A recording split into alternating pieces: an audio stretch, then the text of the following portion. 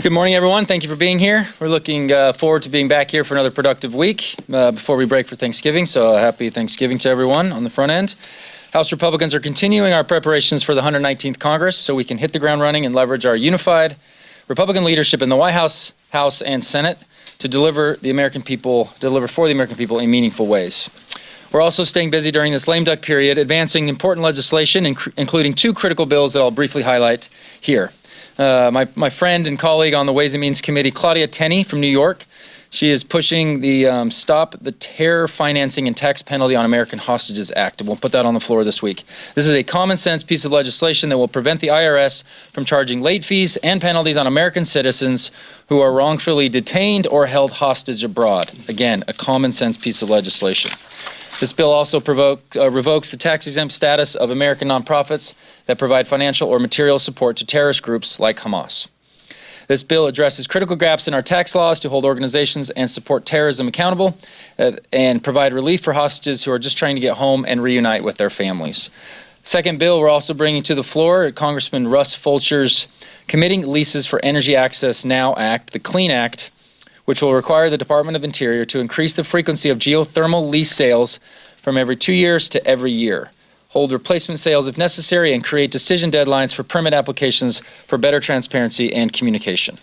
We know that diverse and reliable energy sources are critical to our national security and American energy dominance, and geothermal energy provides clean baseload power that utilizes the resources that we have here in the United States. Again, two common sense pieces of legislation that I'm sure you all are chomping at the bit to talk about extensively today in this press conference.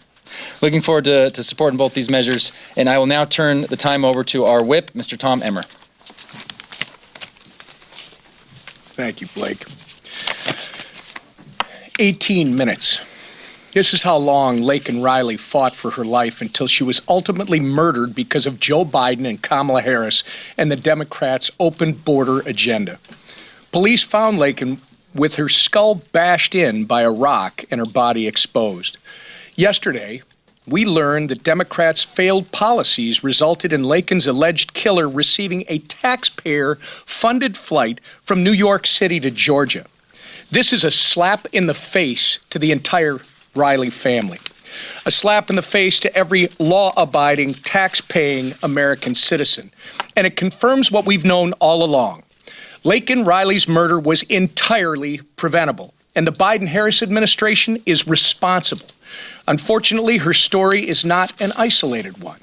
There's 12-year-old Jocelyn Nungary. There's 37-year-old Rachel Morin, and these are just the cases we know about.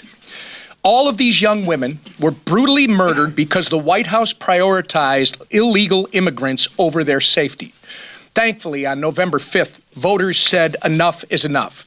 They elected a Republican president, a Republican House, and a Republican Senate with a mandate to get this crisis under control and end the Democrats' open borders insanity once and for all. And that's exactly what we're going to do. With President Trump leading the way, our Republican trifecta is ready to hit the ground running on day one to secure our borders and ensure criminal illegal aliens are removed from our communities. January 20th cannot come fast enough. And now our Majority Leader, Steve Scalise. Well, thank you, Whip.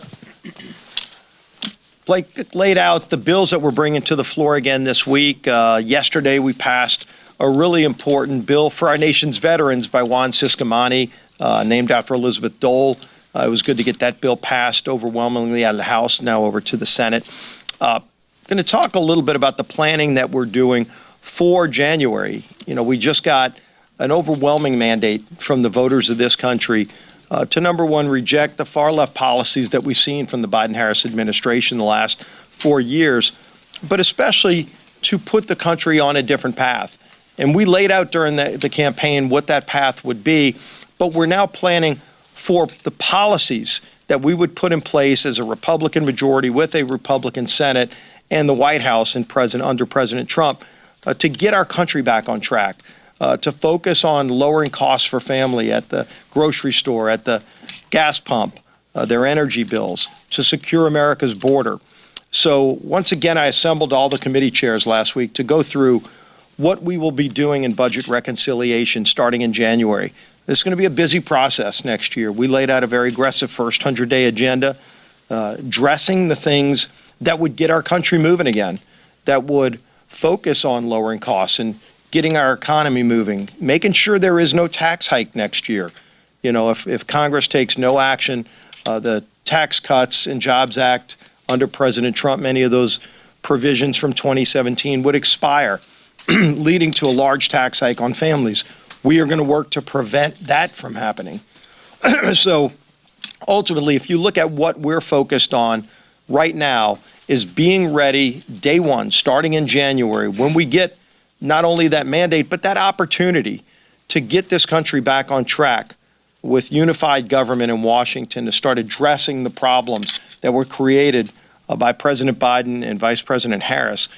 We are ready for that moment. We're already making plans, working with President Trump to get our country moving again quickly so that families can finally get relief, the relief that they not only deserve, but the relief that they voted for just a few weeks ago. And so leading that charge while he's not hanging out with Kid Rock at UFC fights and Jelly Roll is our Speaker of the House, Mike Johnson. Thanks a lot. Good morning to everybody. Glad to see such a full crowd. Every seat taken, almost standing room only in here. It is almost like a UFC fight in Madison Square Garden, almost as fun.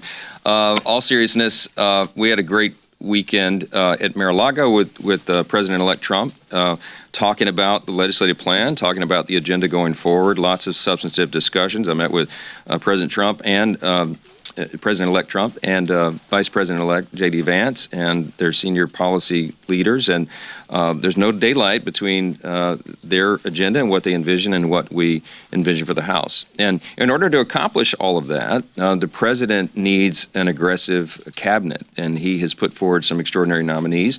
I've met with many of them individually since those announcements have been made, and we're excited about the days ahead. House Republicans are committed to working with President Trump and his nominees and the administration as we prepare for what will be a breakneck 119th Congress. The agenda will be fast-paced. The first 100 days will be very full, as we have a lot to fix. And as I've said many times, I believe President Trump could be the most consequential president of the modern era because we have to fix everything.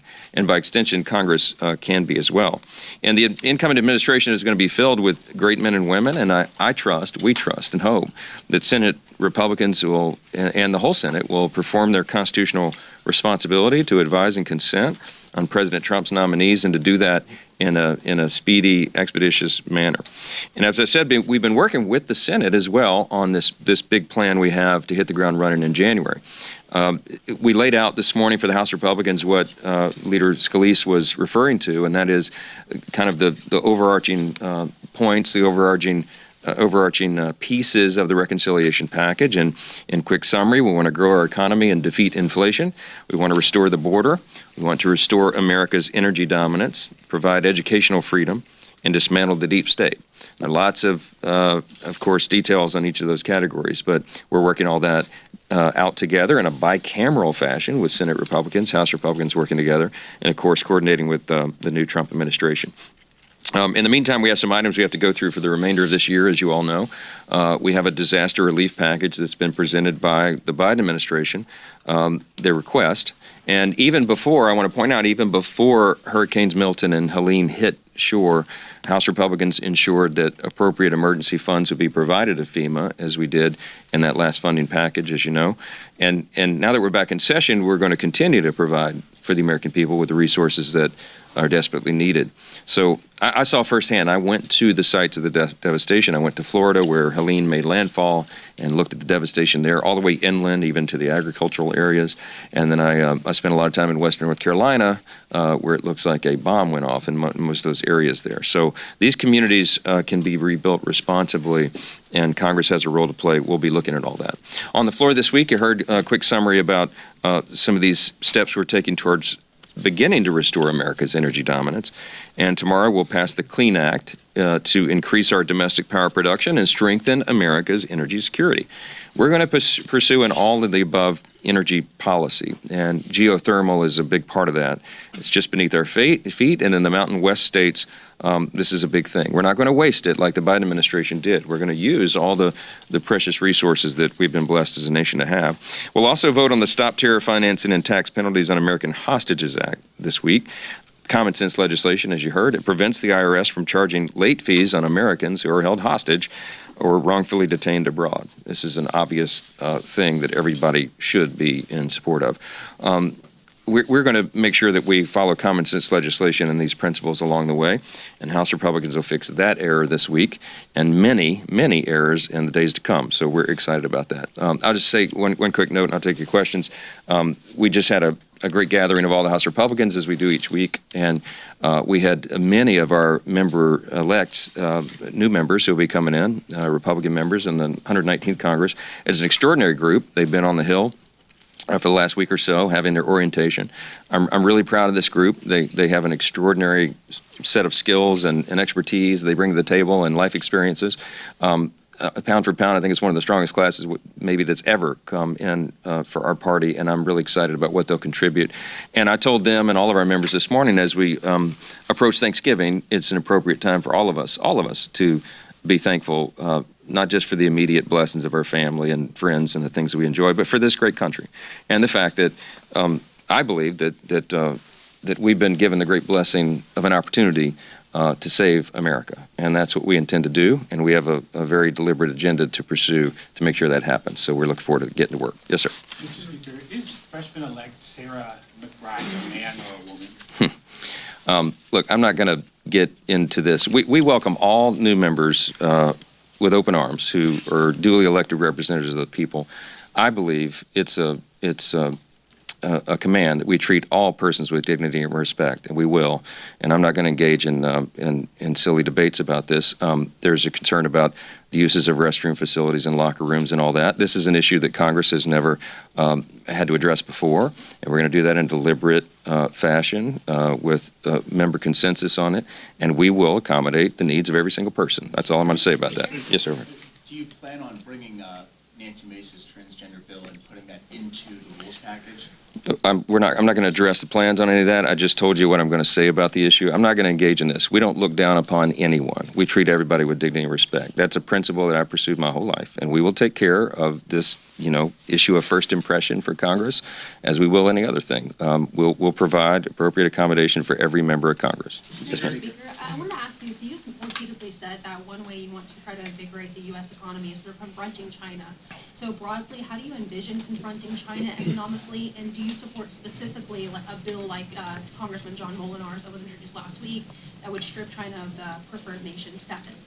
Yeah, look, I think we have to be very aggressive on China, and I won't address specific measures, but we have a select committee on the Chinese Communist Party and the extraordinary threat that they are, not just to America, but to freedom around the world. I think it's a very, very serious issue. I mean, next to the national debt, I think it's our greatest threat to national security, and we have to address it appropriately. I expect that President Trump will be very aggressive on that matter. You've heard him talk about it for quite some time, and in fact, he started talking about that in 2015 before anyone else ever really was paying attention to it and recognizing the menace that China has become. So, look, you're going to have a very aggressive approach to this in the new Congress. Republicans are very serious about this, very sober-minded. We have lots of legislation, lots of measures that we'd like to pursue, but I'm not going to get in front of that and tell you what all that will be yet. Just know that we will take this very seriously. I think we've got to address it. Yes, ma'am. Yep. You left the doors open for recent appointments, but you said, I hope that the Senate is going to do its job. My question, will the confirmation process be the ultimate test of the Republican Party unity or bipartisan cooperation? Well, look, it all remains to be seen. I mean, I genuinely believe that the Senate should do its job. I think it's an important principle for us to maintain that an incoming president gets to select their own team. I think that's an important principle. The advise and consent responsibility is given to the Senate in the Constitution.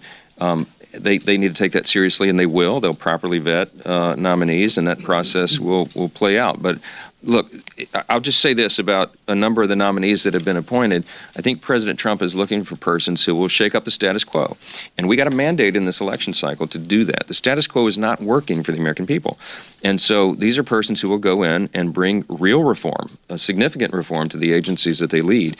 If you poll the American people, they will agree that that is an appropriate objective. And so I think that the Senate should do its job and, sure, take a look, do a deep dive, vet these persons, but move them along for confirmation so that the president has the team in place to do what the American people have elected him to do. And we're going to support that effort. So thank you. Appreciate it.